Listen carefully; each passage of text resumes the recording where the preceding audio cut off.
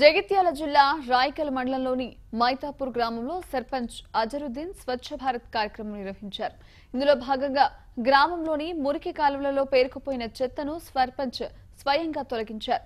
ఇంటి పక్కల పరిసరాలను ప్రతి ఒక్కరూ శుభ్రంగా ఉంచుకోవాలని సర్పంచ్ అజరుద్దీన్ గ్రామస్తులకు సూచించారు. వీధులలో చెత్తను పడేయకుండా ప్రభుత్వం కేటాయించిన బుట్టలలో మాత్రమే చెత్తను వేయాలని ఆయన చెప్పారు. ఈ కార్యక్రమంలో ఐకేర్ ఫౌండేషన్ నిర్వాహకులు నాగిరెడ్డి రఘుపతి, వార్డు సభ్యులు పురాణం జల భవానీ, వనెల వికాస్, గంగుల సారిక, శ్రీనివాస్ పాల్గొన్నారు. ఆరోగ్యంగా ఉండాలంటే మన పరిసరాలు పరిశుభ్రంగా ఉండాలి. ఆ పరిసరాలు పరిశుభ్రంగా ఉండాలి అంటే ఎవరో వస్తారు ఏదో చేస్తారు అనేది కాకుండా ప్రజలందరూ ఇన్వాల్వ్మెంట్ అయ్యి ఇందులో స్వచ్ఛ భారత్ స్వచ్ఛ మైతాపూర్ కార్యక్రమం మొదలుపెట్టడం జరిగింది.